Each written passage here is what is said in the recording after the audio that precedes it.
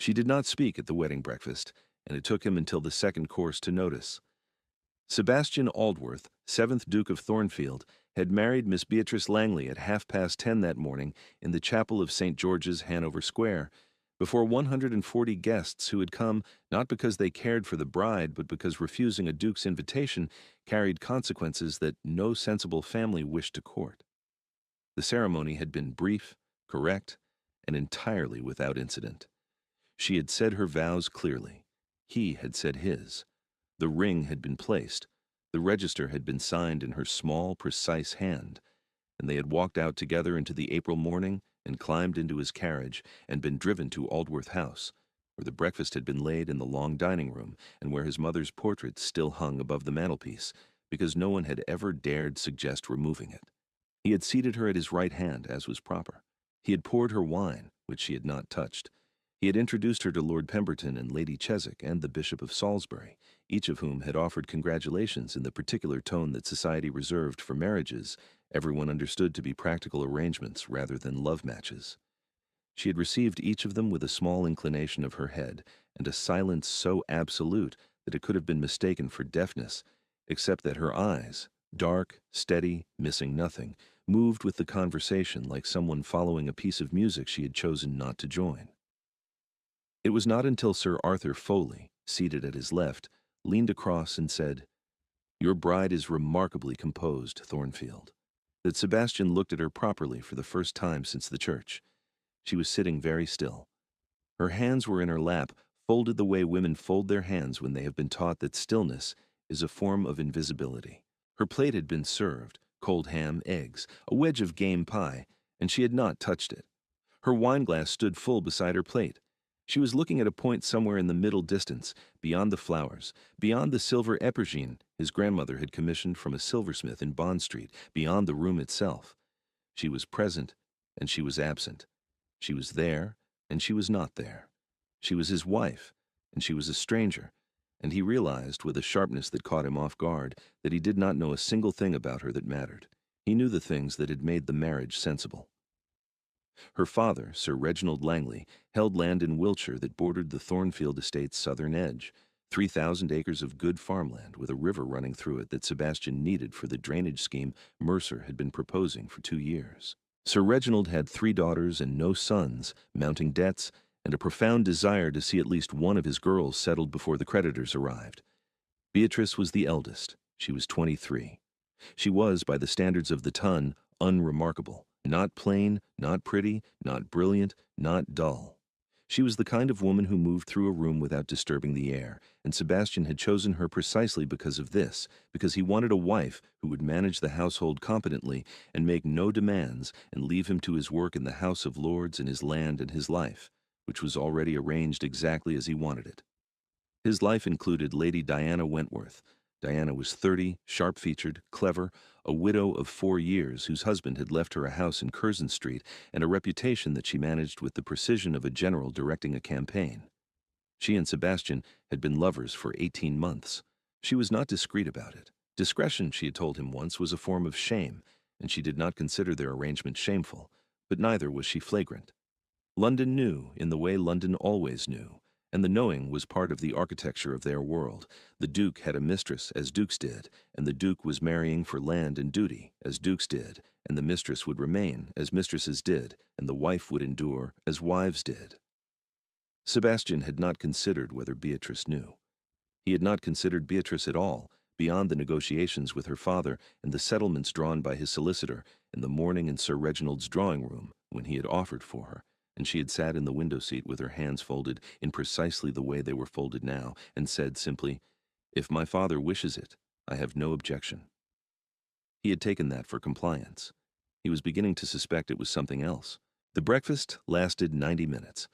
Sebastian spoke with Pemberton about the drainage scheme, and with the bishop about a living in Wiltshire that had come vacant, and with Lady Chiswick about a charity concert she was organizing for the Foundling Hospital. He fulfilled his duties as host with the ease of a man who had been hosting dinners since he was 24 and found the mechanics of social performance no more taxing than breathing. Every 10 minutes, without intending to, he glanced to his right. She had not moved. She had not spoken. She had not eaten. The ham grew cold, the wine grew warm. The flowers, white roses which Mrs. Thorne the housekeeper had selected because they were inoffensive and appropriate, drooped slightly in the heat of the room, and Beatrice sat among them like a woman made of the same material, beautiful in a way that nobody stopped to notice, and slowly wilting. By the time the guests began to leave, Sebastian had made his first observation. Her silence was not sullenness. It was not shyness. It was the particular cultivated quietness of a woman who had learned, through long practice, that her voice was not welcome. She did not speak because she had been taught. By whom? By Sir Reginald? By the world? That speaking would not change anything, and so she had stopped trying. He had married a woman who had stopped trying. The guests departed between noon and 1 o'clock. Lady Chiswick kissed Beatrice on both cheeks and whispered something that made Beatrice nod but not smile. Lord Pemberton clapped Sebastian on the shoulder and said, with the jovial insensitivity of a man who had married for love and assumed everyone else would eventually do the same, "Well, Thornfield, you've done it. Now begins the interesting part." The interesting part, as it turned out, began in the corridor outside the breakfast room. Sebastian found Beatrice standing at the foot of the main staircase, looking upward. She had her hand on the banister, a light touch, as though she were not sure she was permitted to hold it, and she was studying the portraits that lined the staircase wall.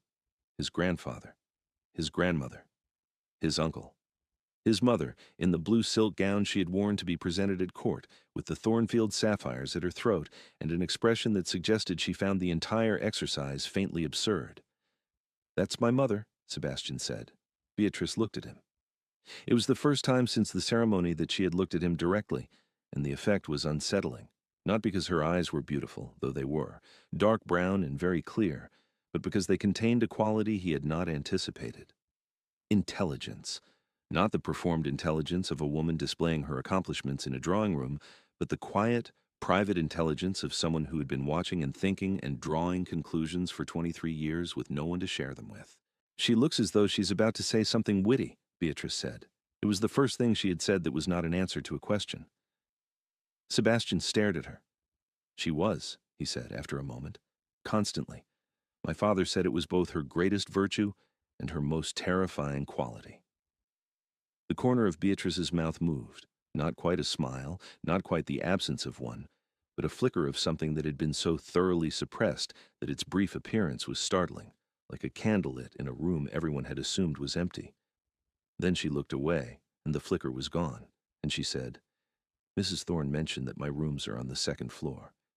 If you will excuse me, I should like to rest." She walked up the stairs. She did not look back.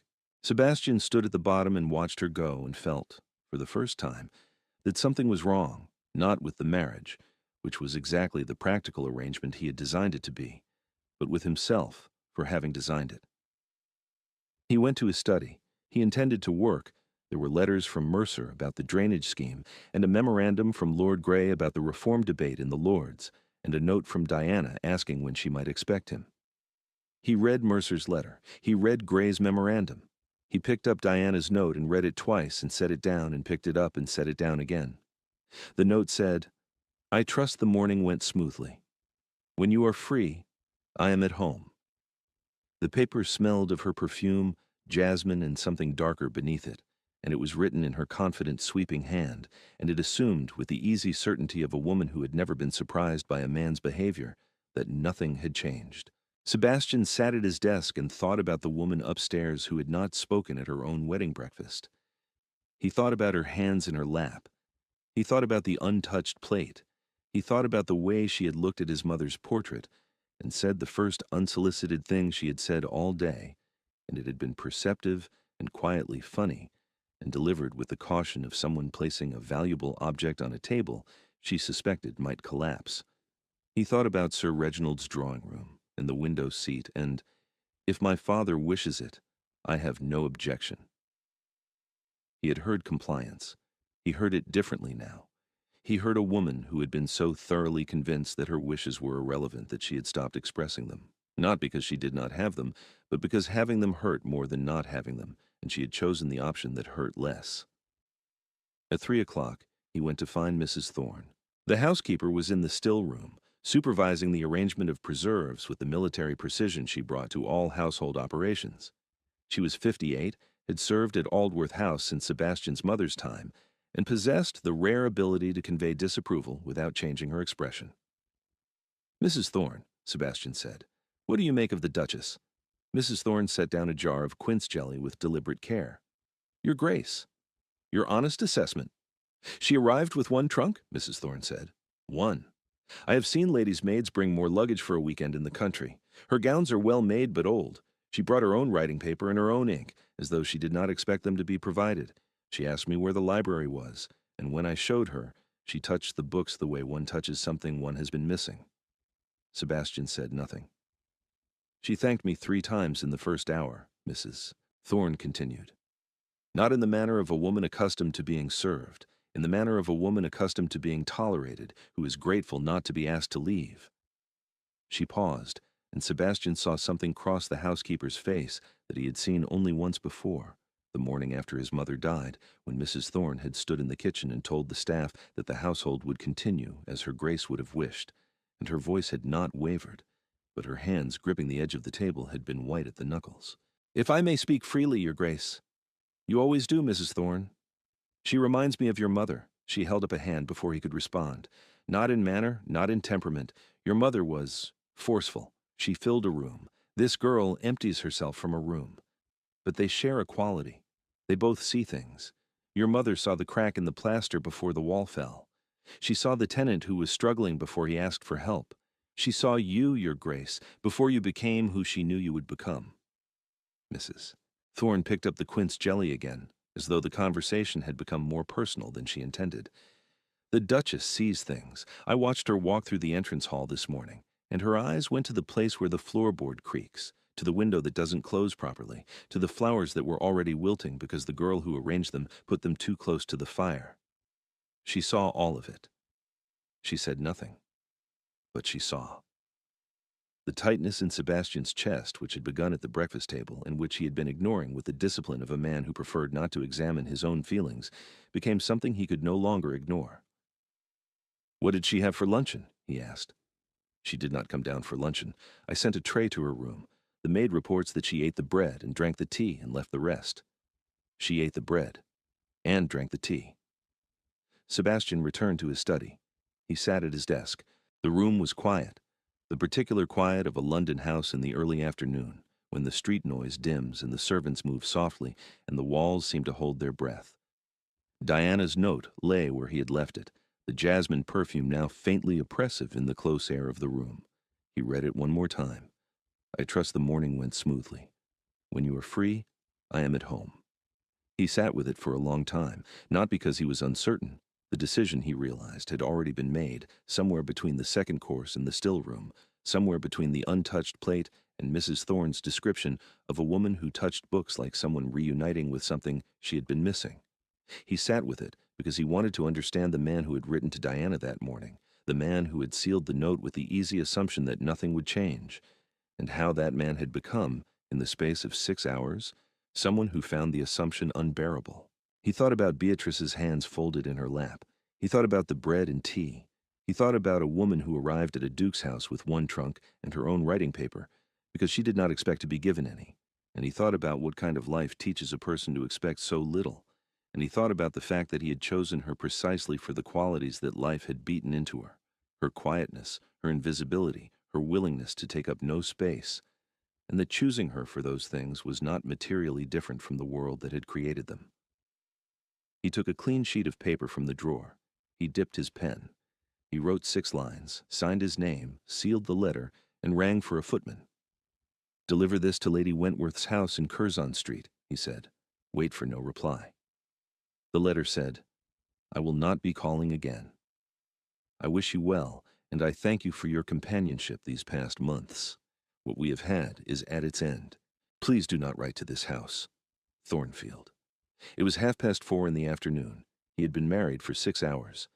At 6 o'clock he knocked on the door of Beatrice's sitting room. There was a pause, long enough that he almost knocked again, and then her voice, surprised. "Come in." She was at the writing desk, not the one Mrs. Thorne had provided, which was new and properly appointed, but the small traveling desk she had brought with her, open on the table with her own paper and her own ink, exactly as Mrs. Thorne had described. She was writing a letter. She stood when he entered, as though she were a guest in her own home, and the gesture, the automatic deference of a woman who expected to be in the way, struck him with a force he was not prepared for. "Please sit," he said. "This is your room." She sat. She watched him with those dark, careful eyes. "I noticed," he said, "that you did not speak at breakfast." She said nothing, which was, he supposed, consistent. "I noticed that you did not eat. I noticed that you did not drink the wine. I noticed that when Lady Chiswick spoke to you, you nodded but did not answer. I noticed that when we returned to the house, you looked at the portraits as though you were in a museum rather than your home." He paused. "I would like to understand why." The silence lasted a long time, not an empty silence, a full one, thick with everything she was deciding whether to say. "You did not marry me for conversation," she said at last. "No," he said. "I did not. You married me because my father's land adjoins yours, and because I would not make demands, and because you wished your life to remain as it was, with a wife installed to manage the house and produce an heir and otherwise occupy as little of your attention as possible." She said this without bitterness. She said it the way one states the terms of a contract, clearly, precisely, without embellishment. "I did not speak at breakfast because you did not require me to speak. I am here to fulfill a purpose. I intend to fulfill it quietly." Every word she said was accurate. Every word she said described the marriage he had designed, and every word felt, hearing it spoken in her calm, clear voice, like a door being closed on something he had not known was open. "You are correct," he said. "That is what I intended." "Then I'm behaving exactly as intended." "You are." He looked at her, at the traveling desk, at the ink that was her own, at the bread crusts on the tray by the window, at the single trunk that Mrs. Thorne had mentioned, the sum total of everything Beatrice Langley had brought to a marriage that gave her a title and a house and a life she had not asked for. "But I find that what I intended was wrong." She went very still. "I wrote to Lady Wentworth this afternoon," he said. "I have ended the arrangement. She will not be a presence in this house or in this marriage." Beatrice's expression did not change, but her hands, which had been folded in her lap with that practiced invisible stillness, tightened, a small contraction of the fingers, barely visible, the kind of movement a woman makes when she is holding herself together against something she did not expect to feel. "You did not need to do that," she said. "I know. I would not have asked. I know that too. That is precisely why I did it." He sat forward. "I have spent the past 6 hours paying attention to you for the first time, and I do not like what I have seen. Not you. What I have seen of you is—" He stopped. He was not a man who struggled with words, but these words were unfamiliar, like a language he had once known and forgotten. "What I have seen is a woman who has been taught that she takes up too much space simply by existing, and I contributed to that. I chose you because you would be invisible, and you have spent this entire day proving me right, and I am asking you to stop." The room was very quiet. The late afternoon light came through the window and fell across the traveling desk, and the letter she had been writing, and her hands, which were no longer folded but open, palms upward in her lap, as though she had set down something she had been carrying for a very long time. "I do not know how to stop," she said. "I've been this way for a very long time." "Then we will learn together," he said, "because I suspect I have been my way for a very long time as well, and today has made me think that my way is not the right one either." She looked at him. The dark eyes, watchful, intelligent, exhaustively careful, searched his face for the thing she always searched for, the evidence that this was temporary, that the attention would withdraw, that she would be asked to fold her hands and disappear again. She did not find it. "Would you like to have dinner with me?" he said. "Not a formal dinner, not a performance, just dinner, in the small dining room.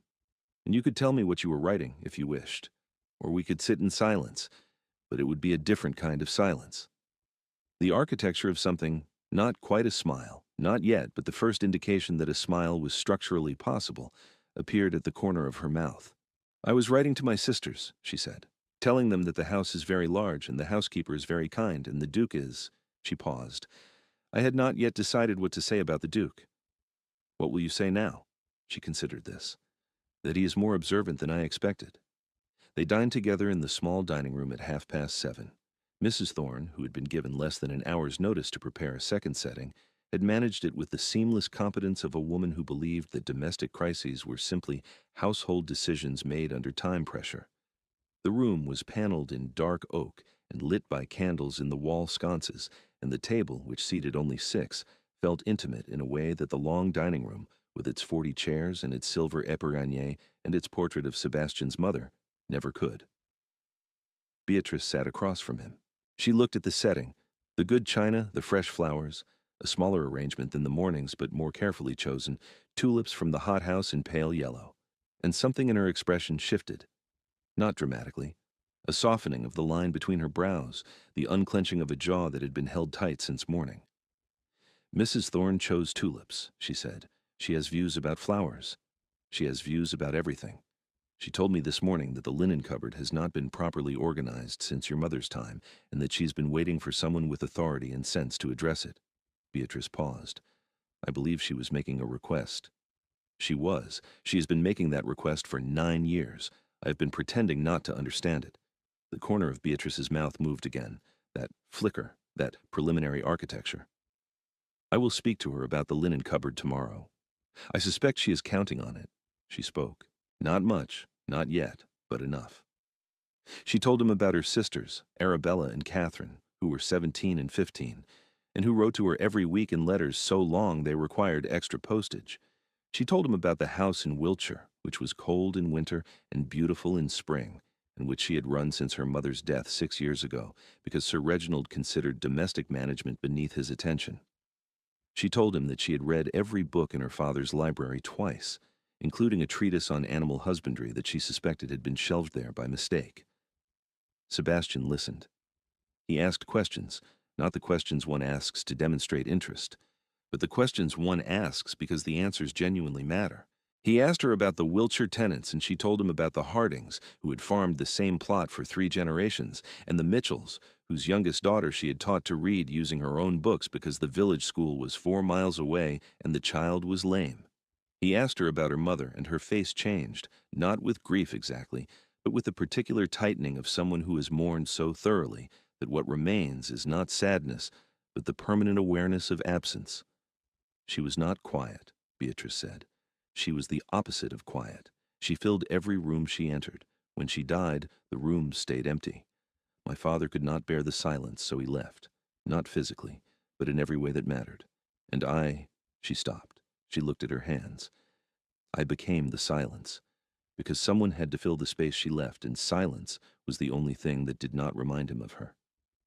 Sebastian set down his glass.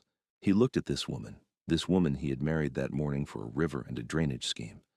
And he understood, with a clarity that felt like something breaking open inside his chest, that she had been carrying the weight of an entire household's grief on her shoulders since she was 17 years old, and she had done it so quietly that no one had noticed, including the father who should have noticed first.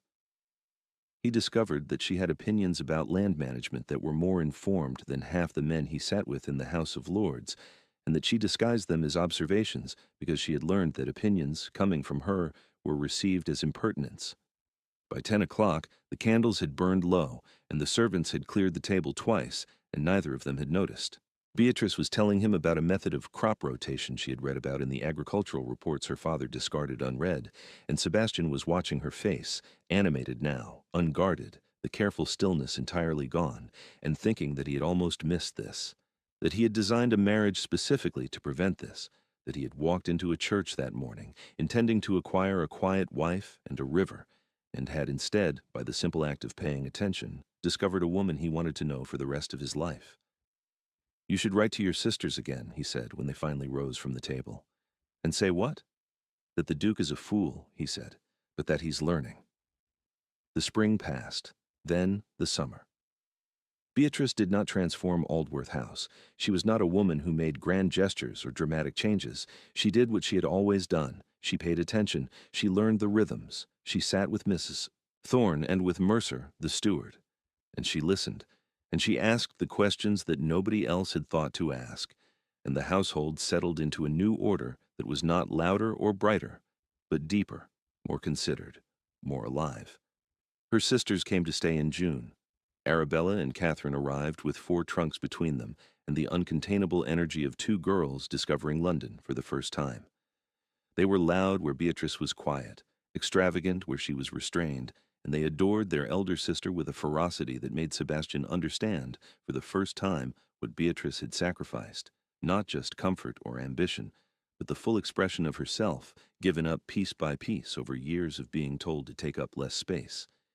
He heard Catherine say to Arabella, in the garden, thinking they were alone, "She laughs here, have you noticed? She actually laughs." Sebastian, walking the other side of the hedge on his way to the stables, stopped. He stood very still. He listened to his wife laughing with her sisters in the garden of the house that was now hers, and he thought about Diana's note. I trust the morning went smoothly, and how close he had come to folding that note into his pocket and walking to Curzon Street and continuing to live the life he had designed, the one where Beatrice sat at his right hand in silence, and the bread crusts accumulated on trays sent to rooms she inhabited but did not occupy. He went to the House of Lords that afternoon and sat through a debate on poor relief and voted with more clarity than he had felt in months. And when he came home, Beatrice was in the library with Mercer's drainage plans spread across the desk and a pencil in her hand, and she looked up and said, "I think the Eastern Channel should be widened by 3 feet. Mercer disagrees. Would you like to hear my argument?" He sat down. "Yes," he said, "I would." She was right about the channel. Mercer admitted it a month later, standing in the field watching the water flow exactly where she had said it would, with an expression that combined professional humility with genuine admiration. Their son was born the following winter. They named him George, after Beatrice's father, a gesture that Sebastian offered without being asked, and which Beatrice received with a silence that was, for the first time, not absence, but fullness, the quiet of a woman who has been given something she did not know how to request, and does not yet have words to acknowledge. Sir Reginald came for the christening. He walked through Aldworth House, and he looked at his daughter, his quiet, unremarkable eldest daughter, the one he had given away to settle a land dispute. And he saw what Sebastian saw every morning when he came down to breakfast, and found her already at the table, already reading, already thinking, already present in a way that filled the room without disturbing it. "You have done well, Bee," Sir Reginald said, using the name only her family used, and his voice cracked on the second word. Beatrice poured him tea. She did not say what she might have said, that she had done well despite him, not because of him, that the silence he had cultivated in her had been a prison she had only recently learned to leave. She poured the tea, and she said, "The estate is thriving. The drainage scheme has improved the yield on the southern fields by 1/3. George has your eyes." Sir Reginald looked at his grandson. He drank his tea. He stayed for 3 days and left without saying anything more, but he wrote to her every month after that, which he had never done before, and his letters were longer each time, as though he too were learning, very late, that his eldest daughter had things to say and that they were worth reading. Lady Wentworth married a widowed viscount the following year and moved to Northumberland. Sebastian heard this from Pemberton, who told him over brandy at the club with the satisfied air of a man reporting the final settlement of a minor debt. Sebastian nodded and changed the subject.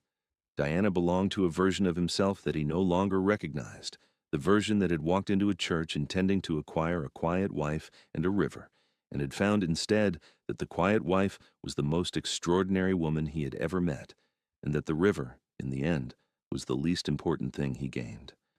On an evening in early autumn, 2 years after their wedding, Sebastian came home from the Lords to find Beatrice in the small dining room. Not the formal one, the small one, where they had eaten that first evening when she had told him about her sisters and the crop rotation and the treatise on animal husbandry. The candles were lit. The table was set for 2. George was asleep upstairs, and the house was quiet with the particular settled hum of a place that is being lived in well. She was standing at the window, watching the last of the daylight fade over the square. She turned when he came in, and her expression, open, warm, entirely unguarded, was so different from the face he had seen at the wedding breakfast that he stopped in the doorway and simply looked at her. "What is it?" she said. "You are speaking," he said. "I'm standing silently at a window." "No," he said. "I mean, you speak now, all the time, at dinner, at breakfast, to Mercer, to Mrs. Thorne, to Pemberton's wife, who is terrified of you, incidentally. You argue with me about drainage channels. You told Lord Grey his position on the Corn Laws was inadequately researched. You wrote a letter to the Agricultural Society that they published. You speak. She looked at him with those dark, steady eyes. You noticed, she said. I notice everything about you. I have done since the wedding breakfast, when I noticed that you did not speak, and it has been the most important thing I have ever noticed about anyone. She crossed the room. She took his hand, not the way she had taken it at the altar, with the careful contractual precision of a woman fulfilling an obligation, but the way she took it now, every evening, with the easy certainty of a woman who knew it would be there. I was not silent because I had nothing to say, she said. I was silent because no one had ever made it safe to say it. And now? She smiled. The full, unguarded, undefended version of the smile that had first appeared as a flicker on the staircase beside his mother's portrait, the smile that Mrs. Thorne had witnessed blooming over months, like something planted in good soil, finally given light. Now, she said, I cannot seem to stop. The candles burned. The dinner waited. Outside, the London evening settled over Grosvenor Square, and inside the small dining room at Aldworth House, the Duke and the Duchess sat down together in a silence that was not empty but chosen, the comfortable, companionable quiet of two people who had learned over the course of a single extraordinary day and the 2 years that followed it, that the most important words are the ones you make it safe for someone else to say. If this story stayed with you, you might find the next one does too. They arrive here like a voice finally given room to speak whenever they are ready.